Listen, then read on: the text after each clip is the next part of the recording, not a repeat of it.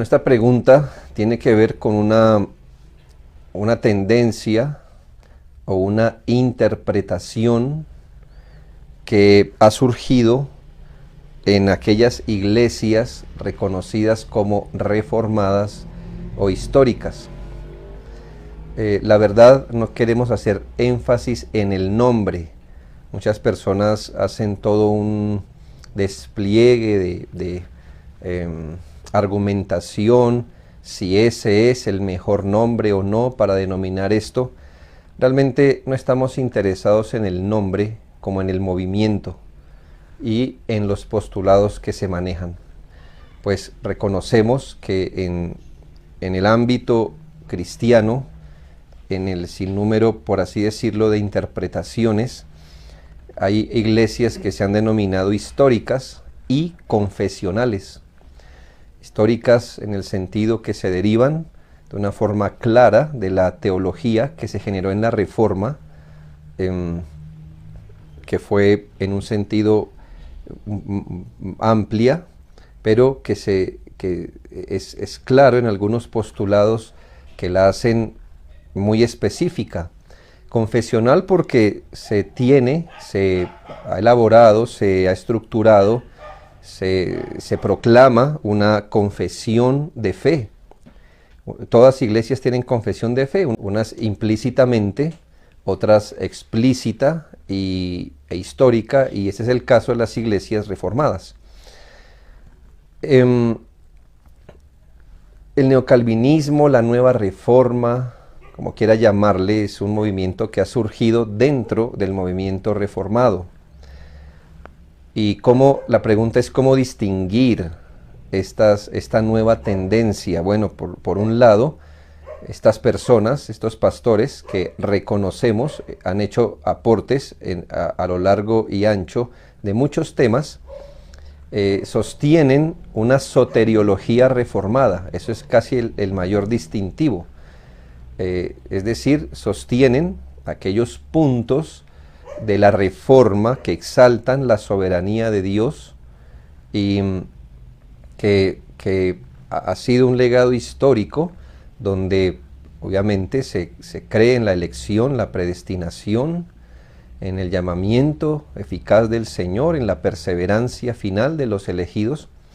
Y por un lado, estas personas de este movimiento pues han sabido pararse muy bien a favor de las doctrinas de la gracia, han sabido también distinguir lo que está mal en los movimientos más amplios de la cristiandad, como ir en contra del movimiento de la prosperidad, de ese carismatismo extremo. Y sin embargo, se puede catalogar como una nueva tendencia a la luz que su reforma no ha sido completa, no ha llegado tan al fondo, han quedado, por así decirlo, en la mitad del camino. Así que por un lado, tienen una cercanía, una raíz, digamos así, en la reforma, un pie en la reforma, pero por otro lado, por ejemplo, son iglesias que en la práctica, algunos y otros en teoría, se alejan del principio regulativo de la adoración. Un principio que hace parte de las confesiones históricas hasta en su primer capítulo. Así que con más o menos, palabras más, palabras menos, iglesias han involucrado en la iglesia y en la adoración a Dios elementos no revelados. Así que usted puede distinguir un neocalvinista, un neoreformado, o déle el nombre que quiera, pero del movimiento donde ahora no en la práctica, sobre todo, aunque algunos ya argumentan a nivel teórico, como no hay una norma, o más bien se observan varios principios y no uno para la adoración regulada, por ejemplo.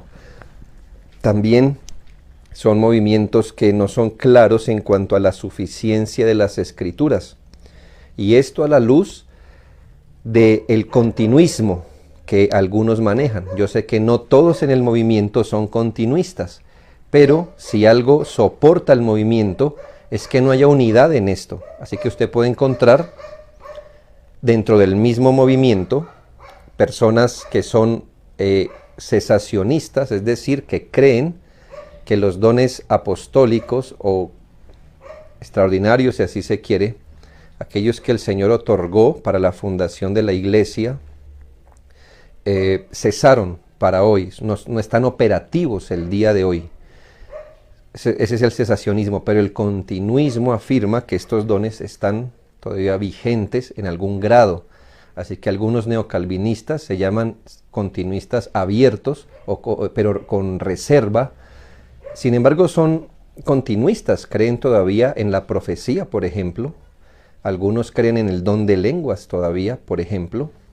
Y estoy hablando de los representantes. Entonces usted encuentra eso. Y en el mismo movimiento pueden convivir dos ideas tan contradictorias como el continuismo y el cesacionismo. Otra característica es el pragmatismo.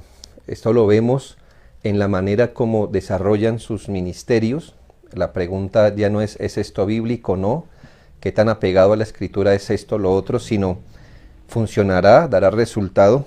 Usted los puede ver, por ejemplo, en ese involucramiento de la música popular como medios, tanto en la adoración como del evangelismo.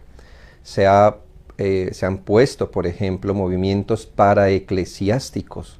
Es una muestra de pragmatismo, es decir, si se puede crear un movimiento que haga lo mismo que la iglesia está llamada a hacer, pues hagámoslo. El fin justifica el medio, por ejemplo.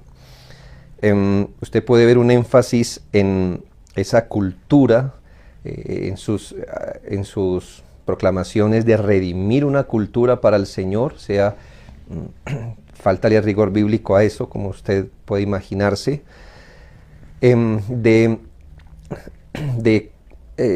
lograr contextualizar el Evangelio. Eso es muy, muy clásico de ellos, muy típico de ellos, y entonces esto los ha llevado a hacer varios intentos para permear la cultura desde adentro.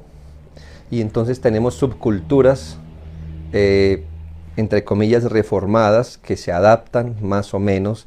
Hoy es algunos más que otros, pero van por la justicia social, cosas así, hasta el misticismo llegan a caer.